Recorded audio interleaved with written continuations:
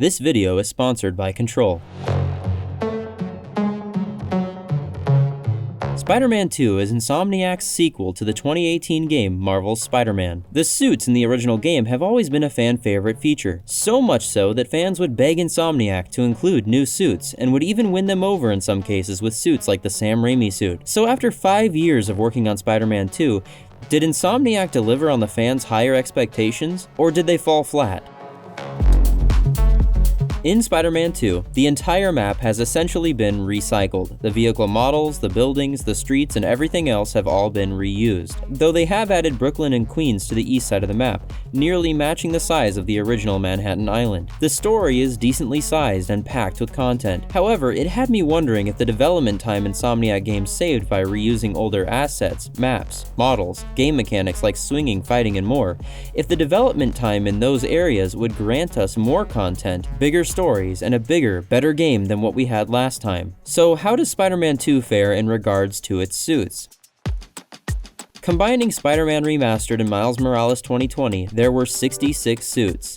Of these suits, 32 are reused or ported over into Spider-Man 2 from these older games. As many fans have said, why didn't they just port over all the suits? There isn't much of a reason to not copy them all over. That's 34 suits completely lost to time, when they could have been included. Perhaps they'll drip feed them as if they're new content throughout the next few years. Spider-Man 2 features 78 total suits. Technically, it only features 77 suits, as the Last Hunt and Most Dangerous Game suits are identical, yet are named differently and counted as a suit for each character. 39 of these suits belong to Peter, while the other 39 belong to Miles. Of these 78 suits, 46 are new additions. 32 are old, reused suits from the older games. 22 of Peter's suits are new, while 17 of his suits are older suits ported over. 24 of Miles' suits are new, while 15 of his are old copy-pasted suits. So while they may have added new suit styles, an awesome addition to the game, the fact is that the Digital Deluxe edition of the game ships with 46 new suits, many of which also have multiple color style sets. 32 of the suits are based on comics, 31 are Insomniac originals, 16 are based on the movies. Of the movie suits, the Spider-Verse movies have 4 suits, the Sam Raimi movies have 2, the Amazing Spider-Man movies also have 2, and the MCU has a staggering 8 suits. Before we dig deeper into the suits, the styles, the battle damage, and breakdown, I want to take a second to thank the sponsor who made this video possible. Do you like Cinnamon Toast Crunch, Fruity Pebbles, Cookies and Cream, or Peanut Butter Crunch? I do too, and that's why I'm really excited about this video's sponsor, Control. Traditionally, the only way to get to eat that type of food was at the cost of your health, flooding your body with loads of sugar and calories. That's where Control comes in. Control is a healthier foods brand with the mission of bringing existing healthier food options to gamers and athletes. But they're not trying to be the healthiest brand in the world. They strike the perfect balance between health and taste. Their flavors vary widely. I've been able to try a few, and they actually taste really good. Cinnamon Toast tastes like the milk at the bottom of the bowl. The cost? 250 calories and 1 gram of sugar. The reward? 23 grams of protein. You're satisfied, full, and powered for hours. Get the energy and focus you need in the best way, the healthy and delicious way, the Control way. Use my link to bundle and save up to 20% off. Order online at drinkcontrol.com/darkspace or pick it up at your local GNC. This sponsor is great, so please give them a shot and try out the powder. I'd love to work more with this brand in the future.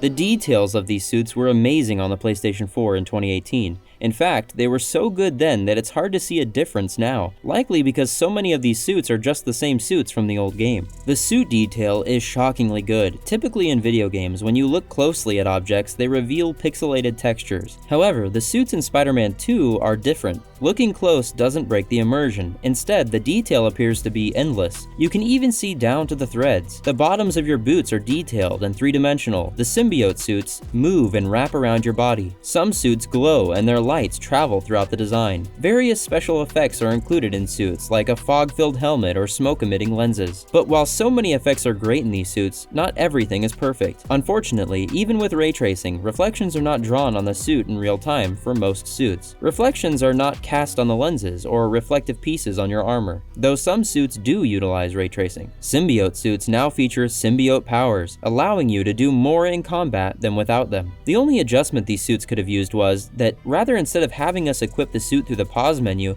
to allow us to transform into and out of symbiote mode. Nonetheless, symbiote suits like these are not just cosmetic suits, they're gameplay-altering suits. The Civil War suit changes how Peter flies, allowing him to use the metal Falcon-style wings rather than his web wings. These things are tied to the story as well, meaning when you lose access to the Venom symbiote, you lose access to the symbiote-themed suits. Although this isn't permanent, you do still get access to the suits by the end of the game. However, for the most part, suits now no longer have suit powers attached to them, meaning there isn't much of a reason to unlock them. This is a major downgrade from the previous game, where suit powers were attached to certain suits that you had to unlock to acquire. In Spider-Man 2, there is not a gameplay incentive to unlock suits. For many players, this entirely defeats the purpose of earning suits. There needs to be a gameplay-related feature connected to each suit in order to give players a good reason to unlock them. They did this correctly in Spider-Man 1, so this is a major step back for Spider-Man 2. Graphics for Spider-Man games have come so far. The original PS1 Spider-Man game from 2001 looked pixelated and simplistic. Spidey's hands were single meshes without fingers. His eyes and face remained static while he spoke and moved. Now, fingers are individually wrapped in webbing. Spidey's eyes grow and shrink, allowing for expressive emotions to be seen even through a mask. These suits have come a long way, and with PlayStation's focus on character facial animation, they go even further than most games out now. The coolest feature for suits in this game is the suit style feature, an entirely cosmetic unlock system for select suits. These suit styles offer different color versions of the baseline suit they're paired with. If you include these suits as their own suits, there are 222 different suits in the game, 93 suits for Peter and 129 for Miles. The only disappointing aspect to these styles is that Insomniac created the sets. Why not just allow us to customize our own colors? We would theoretically then have an infinite amount of suit options in that case, and we'd be able to choose the colors we like the most. As it stands, the majority of these suits are just using basic reds, blues, and blacks. The odd suit style here and there will throw a splash of color into the mix, but players who like any other colors on the color wheel outside of black, red, and blue are out of luck. This game should have taken the suit customization much further, especially with the development time saved from no longer having to rebuild the entire game from the ground up. We should have seen mix and matchable suit parts like masks, torso, legs, and feet. We could have been able to customize style colors for all suits, or better yet, given our own tools to customize and build our own designs. With tools that have been available for years in car games like Forza Motorsports and The Crew, Insomniac needs to step outside of the safe zone here and give us Spidey fans the opportunity to have the suits we want, to make our own suits. Battle damage can now be seen on your suit in-game. The amount of damage varies depending on your health. This battle damage is also different on each suit. Some suits display more damage than others. Scars can be seen through the torn suits, and they can look scuffed, dirtied, and marked up. This is a major upgrade from before, as Spider-Man 1 only had one suit with battle damage, and it was its own standalone suit. Battle damage has always been a huge part of Spider-Man. By the end of each Sam Raimi film, Peter basically had no suit. It's a great way to show the desperation in the character's arc, and makes the story feel more real. Out of all the 112 suits included across all these 3 Insomniac Spider-Man games, there are many that fans are still hoping to see. The suit I want to see the most, personally, is the Neversoft PS1 Spider-Man suit. That and the PS1 symbiote suit. The game had an iconic look to it, and it's a game I bring up often because my childhood nostalgia for it blinds me whenever I think of Spider-Man. A game, by the way, that the original creator said he'd be interested in revisiting if it was done correctly. Its sequel, Spider-Man 2 Enter Electro, also allowed you to build your own Spider-Man using different costumes. Another suit I'd like to see is a Peter Parker suit. Peter Parker in his pedestrian outfit, where you can still play the game like normal, swinging and fighting. They likely don't include this because of all the Spidey dialogue spoken through the mask. They just don't have the animations for all that talking, so it's best for them to include rigged masks, or static faces like the skull in Spider-Man 1. But I don't care if his face is static, I just want to play as Peter. Zombie Spider-Man would be cool to see as well, or suits like Cosmic Spider-Man, Power of Love Spider-Man, and Spider-Man Unlimited. While this may seem like nitpicking, these games have a serious problem when it comes to their suit names. For instance, anyone who organizes anything could easily tell you that you should never name something new or final because the next iteration will immediately make the last one old. Yet here we have multiple suits named new or upgraded. If a suit is upgraded, what do you call the next upgrade? Upgraded? And the next? Upgraded? No. You call it the name of the suit, followed by the iteration number. Yet here we have multiple suits named New or Upgraded. They understood this concept because that's how they named their mainline original suit, Advanced Suit and Advanced Suit 2.0. Obviously it's been upgraded. It's dumb to name it Upgraded. Nearly all the movie named suits are confusing and badly written. For instance, the upgraded classic suit is the Homecoming Stark suit from the Tom Holland movie. This suit confuses two existing suits from the same game, the classic suit, which is just the classic Spider-Man suit from the comics, and the upgraded suit, which is the Far From Home suit. How is the upgraded classic suit inferior to the upgraded suit if they're both upgraded? This is convoluted and redundant. It makes it so confusing to interpret which is which. Just name the suits after the movies they come from. Some names make little to no sense, like the webbed suit. All of these suits are webbed suits. This is the Raimi suit. Call it what it is. Some suits are named after the colors and the default style of the suit. For example, the black suit, the new blue suit, the classic black suit, the new red and blue suit, the black and gold suit. Why are these suits completely defined by colors? And why is the red and blue suit called the new red and blue suit? Keep in mind, it will still be called this when a newer red and blue suit comes out, and it will still be called new for some reason. Then you have suits that have had the exact same name between Peter and Miles, in cases where it makes absolutely no sense. The homemade suit for Peter is from the MCU movie Homecoming, but then Miles' homemade suit is from the comics. However, the Life Story suit is perfectly acceptable to share the same name because they're both from the exact same comic story. But to share suit names with completely different source material is utterly flabbergasting. They need to redo the entire naming system of these suits, because once you start talking about the suit names in Spider-Man 1 versus this game, it gets even more confusing and redundant. It's definitely nitpicking, but these horrible names made making and organizing this video a nightmare. Despite the downsides to these suits, it's still true that Insomniac didn't hold back, giving us a huge selection of 78 suits in this game. These suits, for the most part, are awesome. Now, let's go through this extensive collection, offering some brief descriptions for a few along the way. I'll also include my own personal rating of each suit based on their design and lore, if that matters to you. The renowned black symbiote suit has remained an iconic fixture within the Marvel Universe. This suit's first canon appearance was in 1984 in The Amazing Spider-Man 252. However, the inception of the black costume can be traced back to 1982, when a 22-year-old fan named Randy Schuler submitted this concept. This occurred in response to Marvel's call for aspiring writers and artists to contribute fresh ideas to the Marvel Universe through a competition. The symbiote suit is very similar to the black suit, however this version looks a little more aggressive.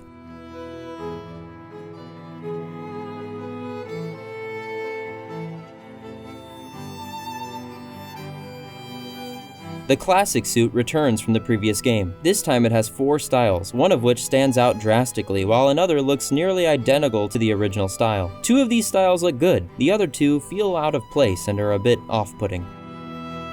Insomniac's Spider-Man 2 brings back one of the worst film suits, Andrew Garfield's from The Amazing Spider-Man 1. They make up for this by also finally introducing Andrew Garfield's second suit from The Amazing Spider-Man 2. Many fans consider this to be the best Spider-Man film suit to date, me included. The Superior suit comes from an initially controversial comic book run, Superior Spider-Man, a new story that was born out of The Amazing Spider-Man's climax in which Peter Parker dies, ending the comic's 50-year run. In the story, a dying Otto Octavius transfers his consciousness into Peter's body, causing Peter to die in Doc Ock's body, while Doc Ock lives on in Peter's. Doc Ock lives on in Spider-Man's body, determined to prove himself the superior Spider-Man, by being both a better superhero and person than Parker ever could be. Unbeknownst to Octavius, Parker's consciousness still exists within his body, buried deep underneath Octavius's own. Otto also incorporated 4 mechanical arms into his superior suit, which match the ones Peter has built into his abilities in the game. The 2015 Secret Wars comics run showed a worse version of the Iron Man and Captain America Civil War. In this universe, Spider-Man was given Falcon's wings and served as Captain America's second in command. In the game, players can use the Falcon tech in place of the web wings mechanic while wearing the suit. Bully Maguire makes his debut in Spider-Man 2 as Sam Raimi's Spider-Man 3 symbiote suit. The Sam Raimi suit returns in Spider-Man 2, one in a long list of returning suits from Spider-Man 2018. The new blue suit is similar to the Fantastic Four's costume designs. Instead of their 4 insignia, this suit features a spider symbol. The Fantastic Four gifted this suit to Peter in the comics. The classic black suit draws its inspiration from the traditional symbiote design in the Secret Wars comic arc run from the 1980s. Paying tribute to the black suit's depictions in various forms of media, the variants include a purple-tinted version reminiscent of the Ultimate Spider-Man comics and game, while another featuring red and blue accents pays homage to the design from the 90s animated series. This is one of the best suits in Spider-Man 2. The only suit that wasn't added to Marvel's Spider-Man as part of the Spider-Man No Way Home update was the one worn in the final swing of that film. The new red and blue suit has finally been included in-game. This suit is popular among fans as it is the most comic-accurate suit in a Spider-Man movie. The Life Story suits are based on the Life Story comic, a 6-issue series that had Peter bitten in 1962, the year in which Spider-Man was created, then aged him real-time over the decades. Each issue covered a different decade of his life, up to the introduction of Miles in the 2010s. The suit that's in-game is the spacesuit from the final issue alongside Miles, who has a matching suit in-game. The Smoke and Mirror suit is an Insomniac original suit based on the Spider-Man villain Mysterio. The interior of his visor is clouded in fog, and his colors match the iconic Mysterio suit.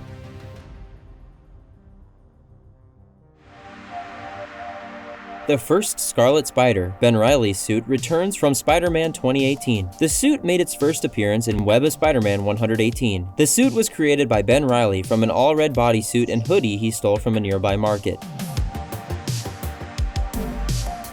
The second Ben Reilly suit in Spider-Man 2, called Scarlet 3, is from the 2018 Ben Reilly Scarlet Spider comics run, Slinger's Return. This suit is based off the suit he took off of a cosplayer in Las Vegas when he didn't have his original suit. Miguel O'Hara's suit from the Spider-Man 2099 comics makes a return, this time with 4 styles, one of which makes its name more accurate. Arachnite is an amalgam character of Spider-Man and Moon Knight, who made his first appearance in the Marvel Comics crossover event, Infinity Wars. He was created when Gamora folded the universe in half with the Soul Gem, causing the souls of its inhabitants to merge into one another in a new reality called Warp World. This suit is based on this Moonlight Spider-Man dual being. The Miles Morales classic suit is an homage to the comic book source material. Drawing inspiration from Miles Morales' comic appearances, this suit faithfully reimagines the classic look.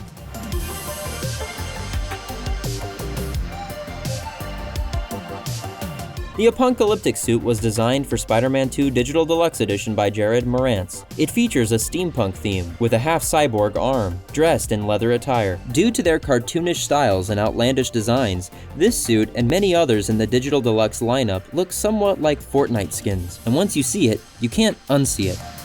The Digital Deluxe Edition's tactical suit was created by Joel Mandish and Darren Quach. This suit is one of the more realistically fitting additions from the Fortnite-themed Digital Deluxe pack. It's got a techie grayscale vibe with some red accents and slick blue lenses to top it off.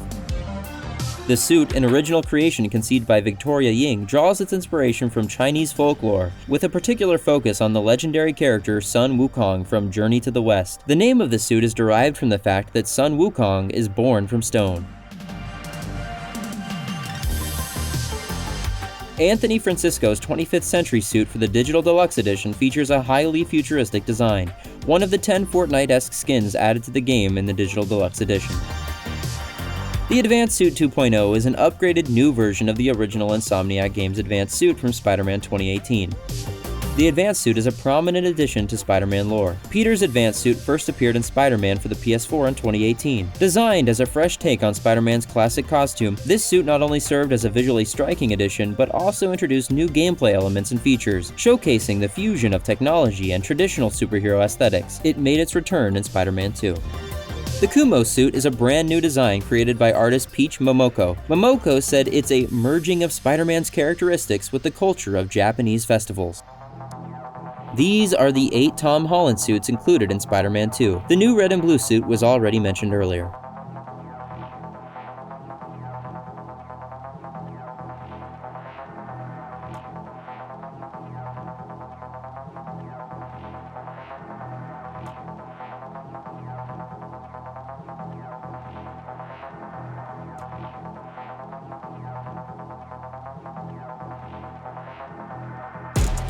The final battle suit, Anti-Ock from Spider-Man 2018, returns in Spider-Man 2. The Noir suit is available again, however this time, it's in the style of the Spider-Verse. In Spider-Noir's story, set in the 1930s, Peter was bitten by a spider from an ancient artifact. He then had a vision of a spider god that offered him power, after which he woke up inside of a cocoon. In this world, Peter was inspired by his late Uncle Ben, incorporating the goggles worn by Ben during World War I into his Spider-Man costume. Being Spider-Verse themed, there is an option to change the frame rate of the character model to match the animation style of the movie while wearing it. Insomniac's depiction of Hobie Brown's Spider-Punk suit returns in Spider-Man 2. In Hobie's universe, Earth-138, he was a teenager who was bitten by a radioactive spider created as part of President Norman Osborn's toxic waste dumping. Tony Stark created the red and gold Iron Spider armor and gave it to Peter. The MCU's Iron Spider suit was in Marvel's Spider-Man at launch. However, the comics' Iron Spider armor was included as part of the game's paid DLC. Now, both Iron Spider suits are included in Marvel's Spider-Man 2. The Last Hunt suit is an original design by Insomniac for Spider-Man 2. The suit is inspired by Kraven the Hunter, and it's seen again on Miles. The Saving Lives suit is an original design by Insomniac for Marvel's Spider-Man 2. The suit was inspired in part by Wraith's costume.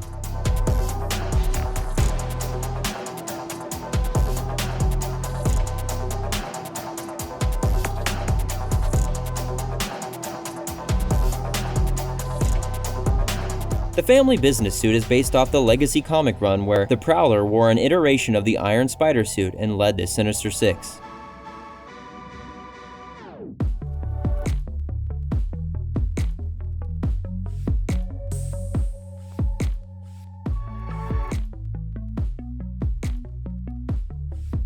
The sportswear suit returns from Spider-Man Miles Morales, with Miles wearing Peter's mask and a large winter jacket as a stopgap before he received his own suit.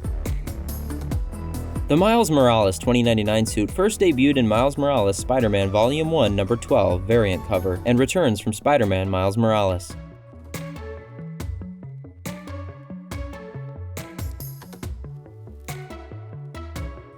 The Shadow Spider suit originally debuted in Champions Volume 2 number 25 and is a new suit within Marvel's Spider-Man 2.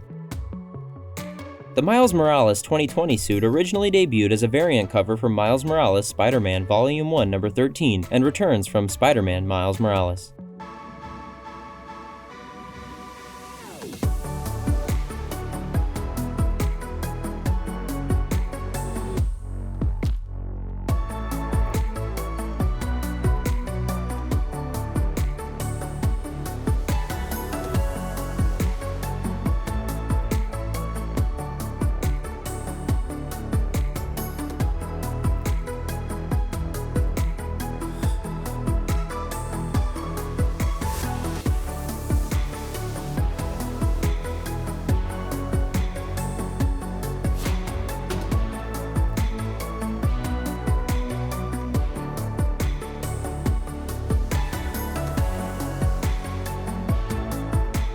The 10th Anniversary suit debuted in Miles Morales Spider-Man number 30 and is a new suit for Marvel's Spider-Man 2.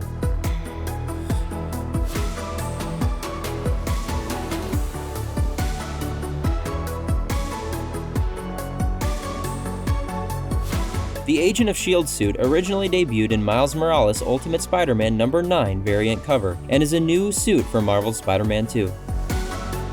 The Great Responsibility suit originally debuted in Ultimate Fallout number 4 and returns from Spider-Man Miles Morales.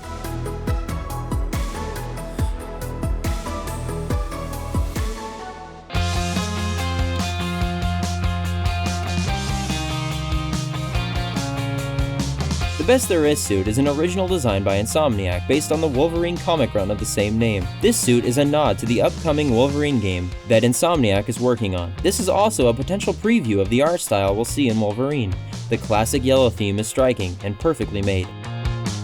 In the moody alternate universe story Dark Ages, the entire Earth is essentially sent back to the Dark Ages when an EMP knocks out all electricity. In this world, Miles Morales bonds with both the Venom and Carnage symbiotes at the same time, resulting in this terrifying new look. The Absolute Carnage suit may be one of the most detailed looking suits in the game. The contrasting colors and intense tendril effects in the muscles look rigid and volatile. This is a definitive Carnage look that Insomniac nailed.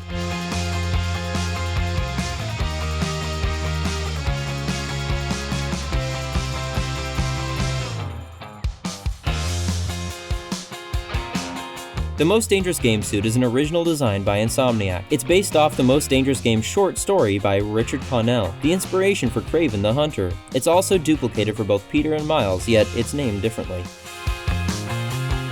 These are the 5 Miles Morales suits included in the Digital Deluxe Edition.